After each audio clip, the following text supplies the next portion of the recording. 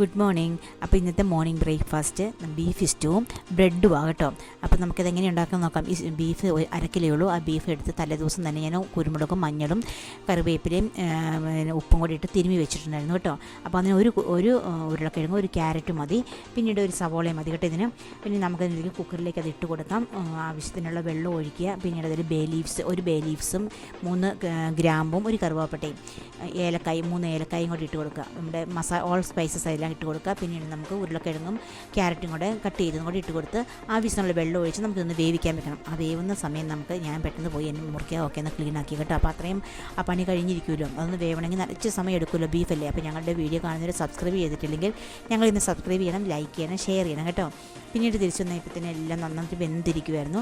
കുരുമുളക് പൊട്ടറ്റോയും എല്ലാം ഇട്ട് പിന്നീട് പാൻ വെച്ച് വെളിച്ചെണ്ണ ഒഴിച്ച് എണ്ണ ചൂടാക്കി കടുകിട്ടു, കറിവേപ്പില ഇട്ട് കൊടുത്തു. അതിലേക്ക് ഇഞ്ചി വെളുത്തുള്ളി ചതച്ചത് ഇട്ട് കൊടുത്ത് സവോളയും 3-4 പച്ചമുളക് ഇട്ട് കൊടുത്ത് എരിവ് വേണം ഇതിന്.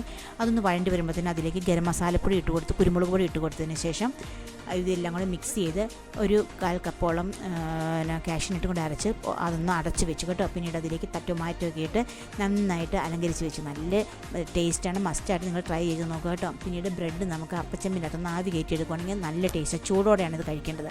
അപ്പോൾ എല്ലാവരും മസ്റ്റായിട്ടൊന്ന് ട്രൈ ചെയ്യുക കേട്ടോ, ചൂടോടെ. എന്നിട്ട് ഞങ്ങൾ കഴിക്കാൻ പോകാം, ഞങ്ങൾ ബ്രേക്ക്ഫാസ്റ്റ് കഴിക്കാൻ. കൊച്ചു സ്കൂളിൽ പോകുന്നതിന് മുമ്പ്. അപ്പോൾ നല്ല ചൂടോടെ ബ്രെഡും ബീഫ് സ്റ്റൂ.